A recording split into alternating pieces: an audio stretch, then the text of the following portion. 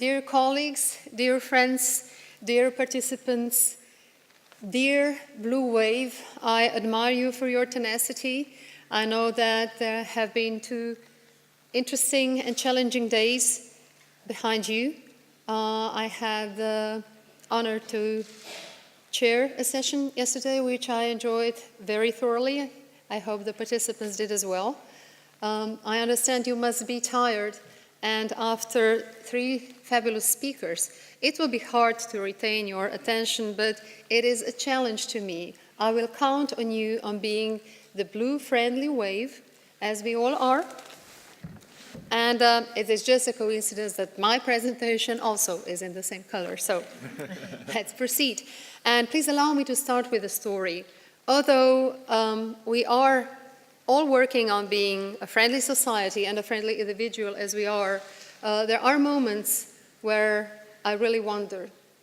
A few weeks ago, a lady came to my practice. I have never seen her before. She is not my patient, and she asked me if she could remain anonymous. To this day, I do not know her name. I just know her face. She started speaking about one of my patients who is her neighbor. From the details that she gave me, I'm sure she is the neighbor. She knew enough about this lady. This lady is 75 years old, my patient namely. She has no children and is being taken care of by her niece, who is her only hire.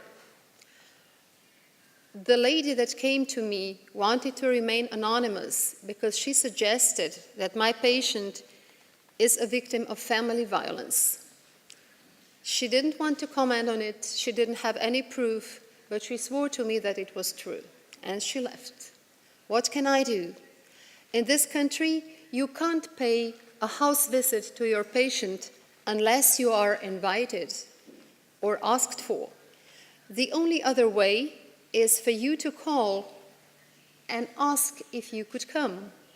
So I decided to call the niece and ask her if I could see my patient. After all, she is bedridden and I hadn't seen her in maybe 3 months. Only luck was there for me because at that time I had a trainee in my practice. I had told her what the hidden mission of our visit is and was happy to have an additional pair of eyes with me. To tell the truth, we discovered nothing. I even undressed the lady looking for the bed sores and had a keen eye on any kind of traces of injury. Didn't find any. She was very well taken care of. She was in her diapers, had no rash. Under a pretense, we made the niece leave the room. I asked for a glass of water. And in the short time we were alone with my patient, we were trying to, in a detective way, ask her about how she feels. It was evident that the lady had dementia. It was evident that she is scared of her niece. And it was obvious that she disclosed nothing. After we left, I talked to my student. She was all eyes and ears at this visit. She also didn't notice anything. The only thing I could do was to ask the community nurse to pay an occasional visit once or twice a week, just to see how the lady is, to monitor her vital signs and everything else. And I told her the hidden agenda. Yesterday, she came to report. She told me that she is not always allowed to come to the house. Although the visits are pre-announced, occasionally the niece would call and say, please don't come, there's going to be nobody in the house. So I decided it may be time for me to ask if I may come to see my patient again. The niece doesn't pick up the phone. So imagine what kind of challenges we are all faced with, and we are just hoping that everybody will become dementia-friendly, and there is still a lot of work to do. So I would like to make you acquainted with the definition of family violence, with risk factors of exposure to violence, with consequences of family violence, with some stereotypes that I would like to challenge, and with a rhetorical question, can Slovenia become a dementia-friendly society? We will end. In a broader sense, I'm sure you all know that violence is a violation of human rights. And as a family physician, we adopted the definition that violence is any kind of act of physical, psychological, or social pressure which is exerted from a person with higher position in the family, may that be financial status or any kind of position of power, to the other members in the family. And it can be between the children, the older towards the younger, between the children and the parents. Of course, the most often it is between the partners, intimate partner violence. I would like to stress the moment of intention. If somebody passes you by in a very narrow hall and brushes into you unintentionally, this is not violence. But when somebody insults you, knowing that this is your weak point, say, not being able to sing, as we just did, that is violence. So there has to be force and there has to be intention. It is the most, family violence is the most growing and the most spread health problem globally. What do you say? Should we do a systematic search and ask everybody in the street if they have ever been victim of any kind of family violence? How many percent would be positive? How many would report about it? About a third. This is a lifetime prevalence. If we would ask about what happened to you in the last year, it would be 10 to 20%. So family violence is much more spread than many chronic disease. And the challenge that we all feel is we always think it may be preventable, as opposed to some diseases, chronic ones, which we inherit inevitably. So we already mentioned it could be psychological, physical, sexual. Some also mentioned the religious pressure, the religious violence, the religious abuse when somebody forces their family members into the same kind of religion. Some mentioned separately economic violence, which we actually consider a kind of psychological. So basically literature has these three. Here is the frequency for the intimate partner violence, but the child abuse is also very frequent, and every 20th elderly is a victim of family abuse as well, supposing that they are aware of it and supposing that they dare say there may be more. This may be just the tip of an iceberg. So is violence against elderly a problem? There is a European Union research which reported that approximately 4 million elderly are victims to physical violence. This is two whole Slovenias. Slovenia only has a 2 million population, so if twice as much, you can imagine these are the victims of violence. A little less than 1% were even sexually abused. Almost 20% were subjected to psychological violence. 3.8, almost 4% to economic violence, and violence is said to be a cause of death of almost 30% of elderly per year in European Union. So what are the risk factors to be exposed to violence in the elderly? Of course, those who are dependent on others are more fragile. I often talk to my patients, my elderly patients, about the fears that we all have. And it turns out that being afraid of pain is not a problem anymore. They are aware that there are medications which can take care of that. Being afraid of death also is not a problem. We talk a lot about that. And we all know where we are all going. But not to be dependent on the others. This is a uniform wish that I hear very often, and I understand there is also some research to report on it. So who are the most frequent perpetrators of violence? Partners and those who care for the elderly. Of course, being physically more fragile, women are more often the victims. Also, it has turned out that those who stayed widowed or those with lower level of education are more prone to be victims of violence. Urban environment is less friendly to the elderly. The people in rural areas are less frequently subjected to violence. And of course, cognitive impairment is a big risk factor to be subjected to violence. So here we are with the caregivers losing their patience with the elderly and admitting it. 33% admitted to having been violent to the people that they care for. This was physical violence. So the same amount of the caregivers reported that the violence was directed against them. They maybe felt like people who couldn't cooperate very well, who didn't obey them, who didn't stay with them as they should, carried on with them, that they were exerting violence on the caregivers. So it is obvious that these caregivers are prone to depression, burnout. We have to watch it both ways. So what are consequences of family violence against elderly people?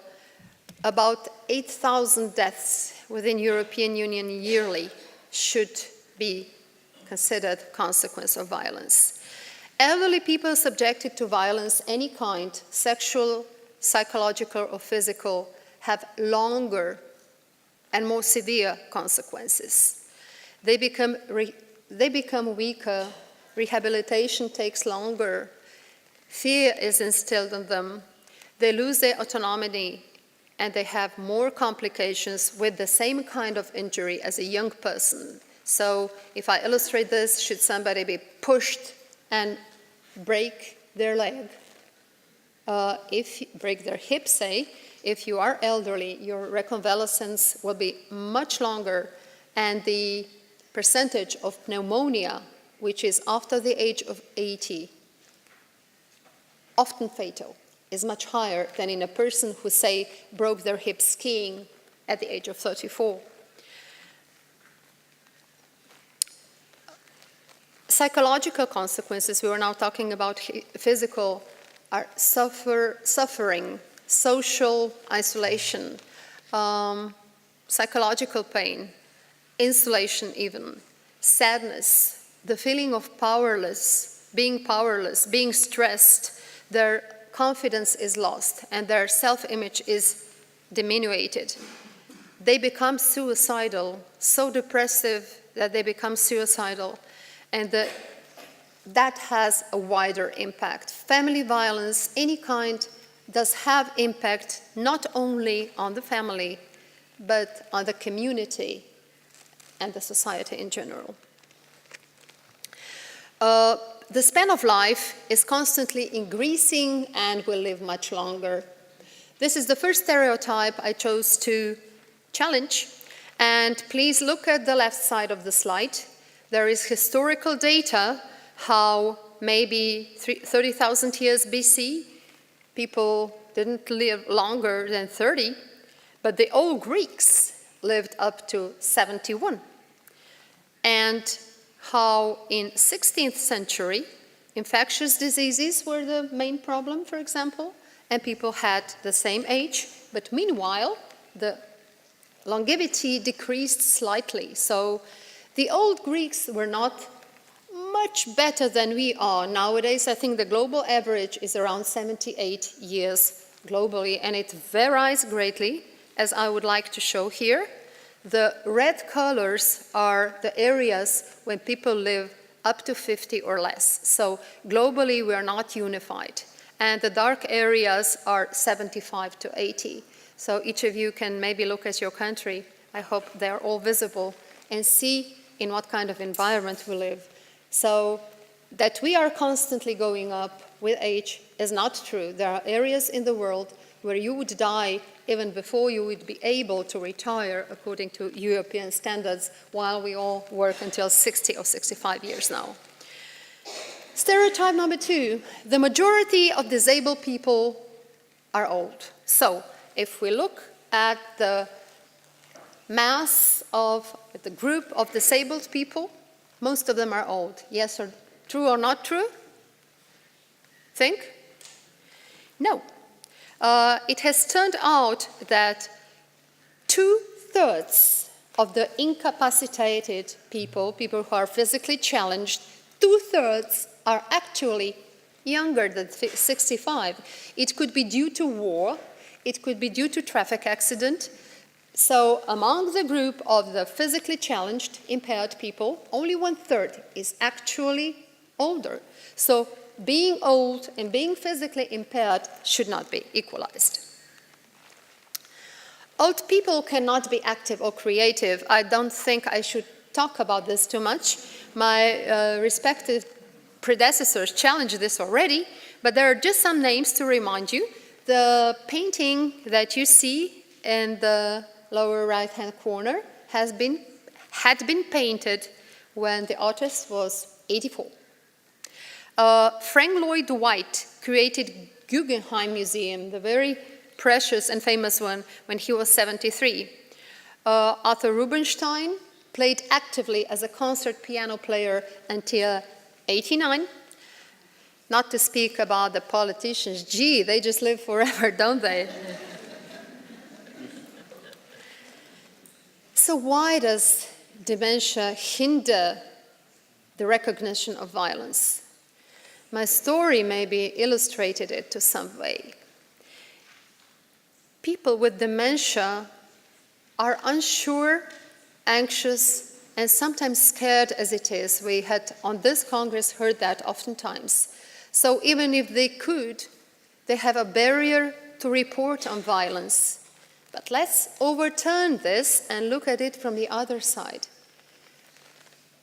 For the caregivers, for those who are not dementia-friendly, a patient with dementia, a relative with dementia, a parent with dementia can be a bigger burden. They lose things, as was mentioned today. They are not always in the exactly right places, is that correct? And sometimes hard to place.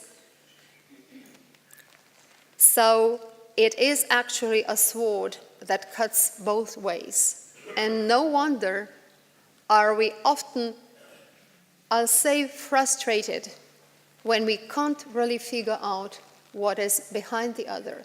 Not to mention that fear and anxiousness even incapacitates our cognitive abilities further.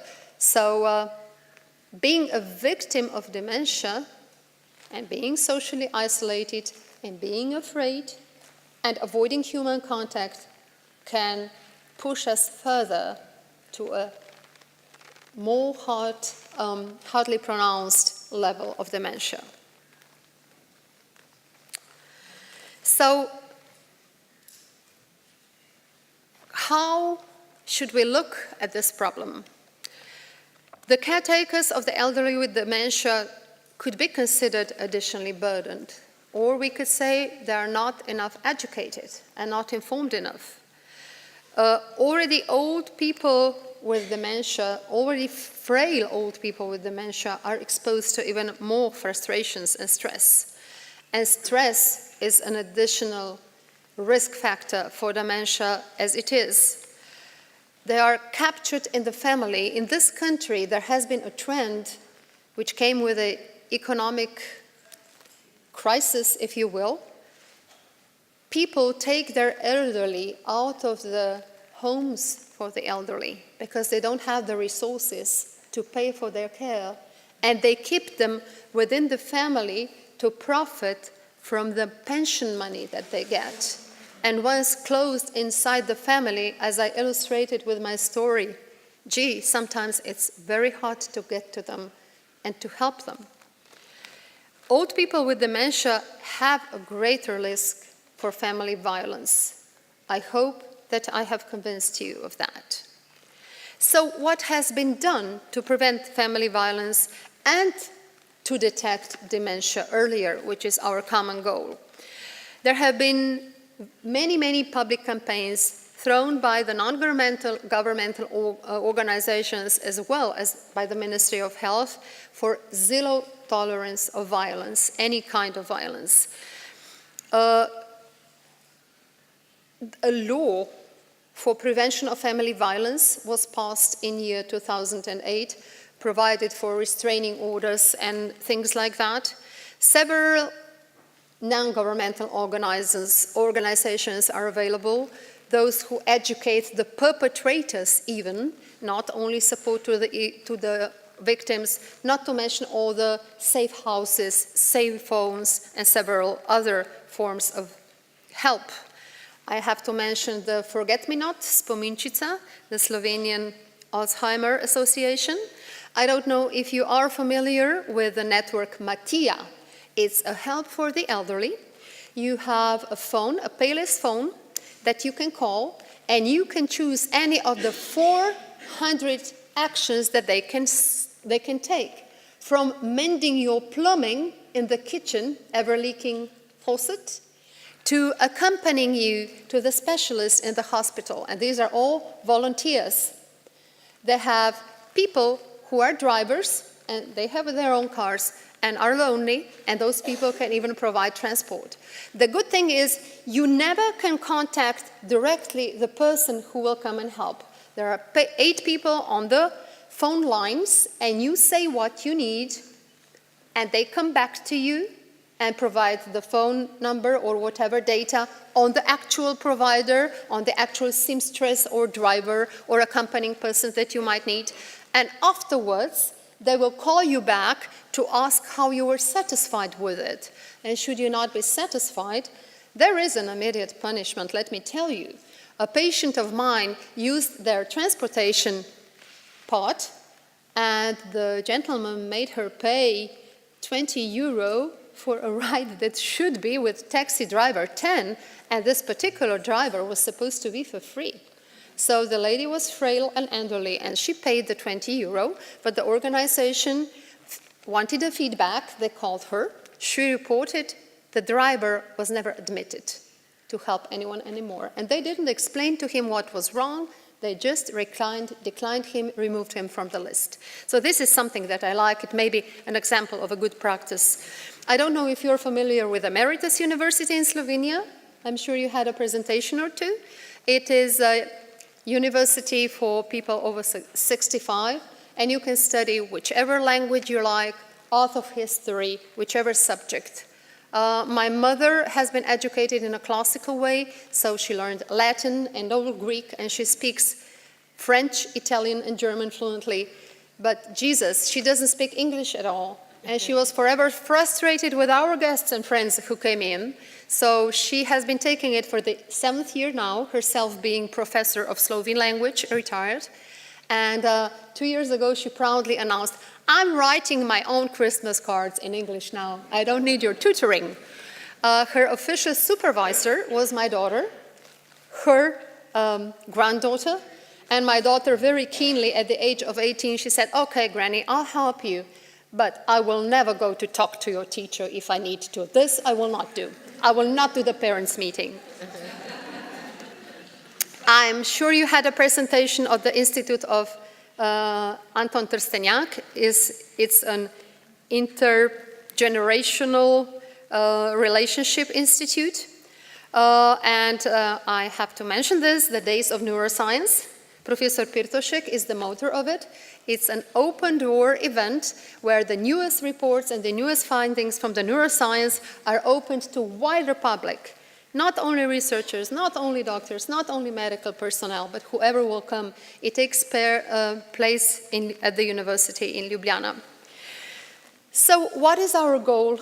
There are some things that we accomplished in Slovenia, but there is still, as my predecessor said, my respected predecessor, there are a lot of things to do. And yes, we are still aiming to get the national plan for dementia in Slovenia signed by the president. And I must say, 2 months ago, we were at the reception at the President of Republic Slovenia, Mr. Borut Pahor, a small delegation of us, and he promised us he will. Is that right? That's right. Has he signed yet? That's right, and let's give an applause.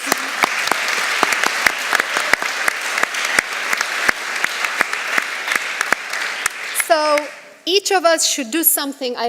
But you didn't see my presentation, sir. I'm sure you didn't. But that's what my predecessor said. Each of us should do something. We are all drops in the blue ocean, but the ocean is made of drops. So everybody, not only elderly, everybody deserves to be treated with love, care, and respect. Please don't despair at this picture. Again, we are all drops in the ocean. So what is the ocean made of? Us, the drops. Thank you, the Blue Wave.